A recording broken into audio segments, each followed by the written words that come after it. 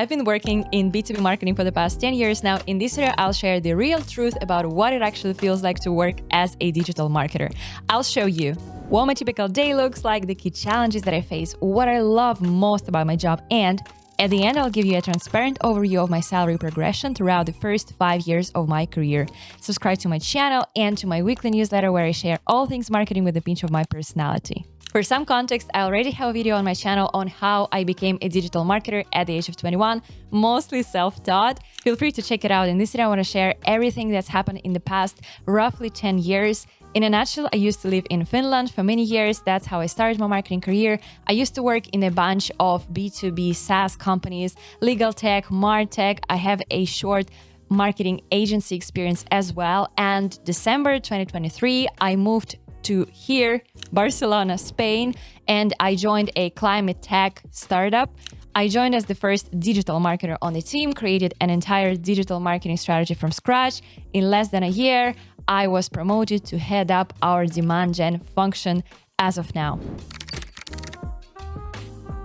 I would say in general, it's super important to actually make the separation between B2B and B2C marketing. So when we talk about B2C, for example, I don't know, any consumer app like Duolingo, a lot of things are quite straightforward. For example, you launch a Facebook ad and you are able to see the results in terms of new user acquisition quite fast. So when it comes to B2B, the game here is a little bit different. Because of the long sales cycles, a lot of projects take months, if not years, to actually show the results.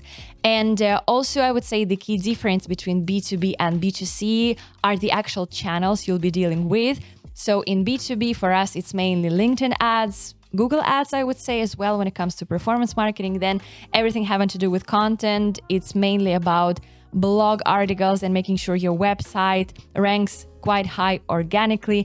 And then there is a lot about the actual collaboration with the sales team. So making sure that the marketing department attracts the leads, but then it's up to the sales team to actually convert them into revenue generated from marketing efforts. On a day-to-day basis, my main objective is to actually make sure that on the one hand, we generate qualified leads to our company, and on the other hand is to close those leads into revenue for the business. And then it's actually making sure that we have the right talent, the right resources to help us execute. We have monthly and yearly goals. They are derived from the business goals, so from the revenue that the company wants to generate.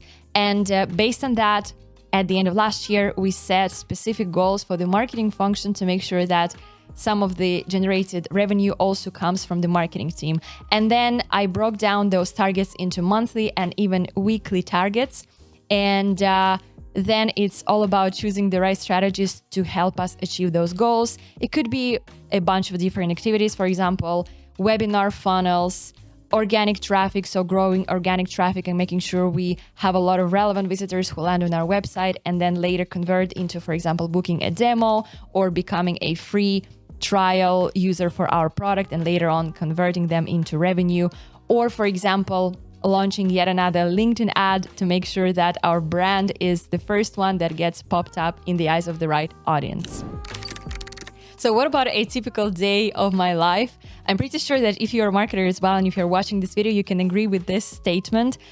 Almost every day is completely different for any digital marketer out there. But I'll just try and give you maybe a somewhat general overview of what it may look like. So I usually start my mornings with actually checking the reports and then seeing where we are at in terms of achieving the targets and making actions based on that. A specific example. Let's say that we are already 2 weeks past in February and I look at the monthly report and I realize that if we continue with the same pace in terms of marketing leads and opportunities, we won't be able to achieve our targets. At the same time, I know that we are launching an important webinar this month that will serve as quite a huge campaign contributing to the number of the right leads for our team. I then head over to our LinkedIn ad specialist or to our content manager to make sure that we promote the webinar maybe in somewhat of a different way to make sure that we do drive even more webinar signups. And we actually recently discovered that there is this brand new type of LinkedIn ads that is called thought leadership ads. And we tried that. This helped us to accelerate the number of new webinar signups and helped us achieve the monthly target. So this is usually my morning in a nutshell. I'm in general quite an early bird person, and I love the fact that usually quite early in the morning, most of my colleagues are still not awake and I don't get pinged for any ad hoc requests, and this actually lets me focus on the essentials. Then when we are approaching the afternoon time, usually it's a lot about all sorts of meetings with your colleagues. In general, any digital marketer interacts with a lot of other stakeholders on your team, be it product, customer success, sales, etc.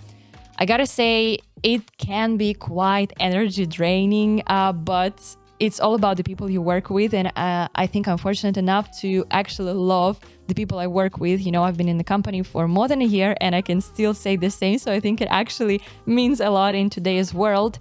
And after those meetings are done, usually I'm super productive till about-ish 3 p.m. or so. So as soon as that time is over, I usually try to switch to more maybe mundane or routine tasks. For example, looking through some new candidates that we are hiring for our marketing function, making sure that we have all the assets in place for the next webinar or for the next article that we are releasing or for the next, Google ad campaign, or brainstorming some ideas for the future. And this is actually a super important part, and one of the reasons why I love working in marketing is that it gets quite creative.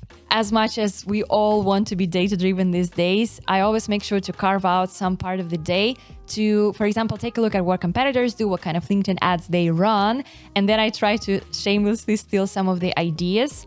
So we do have a lot of subject matter experts in the company because this is a sustainability startup. So we have a lot of people who are knowledgeable on the topic. So for example, whenever I see a new campaign idea from a competitor, I then align with my stakeholders internally to make sure that this is actually something that would make sense for us.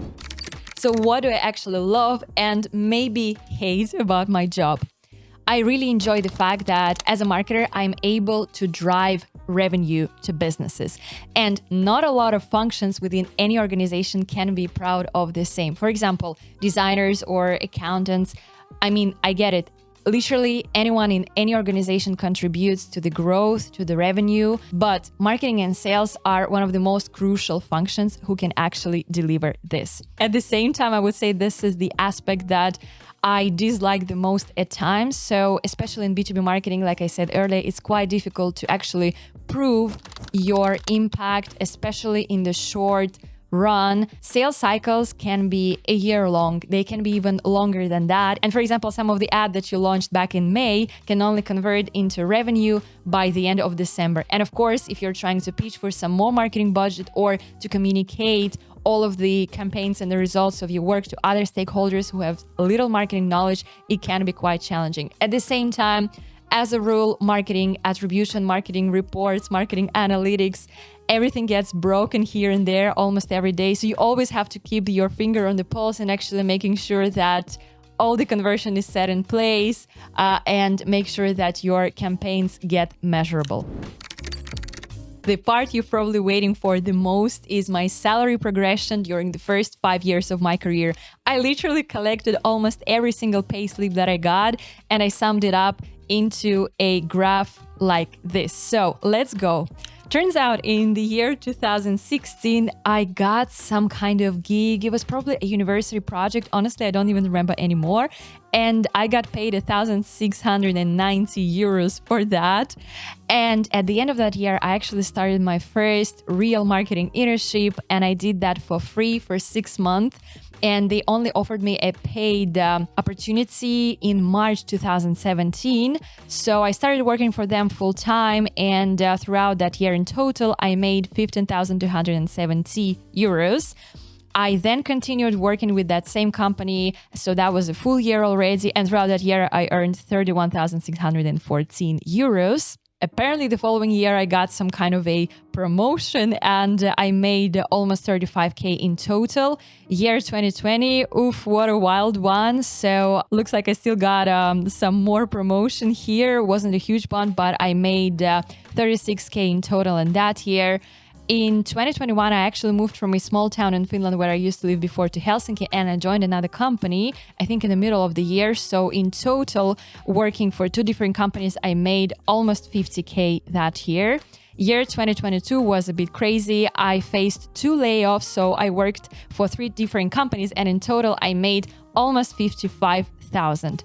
Right after that, I actually took a gap year. I then ended up here in Spain, but that's a whole different story. An important disclaimer here with the salary, this does not include taxes. So from that amount, you also have to deduct the tax, and that was fluctuating a bit from 20 to 30% depending on how much I was making each year.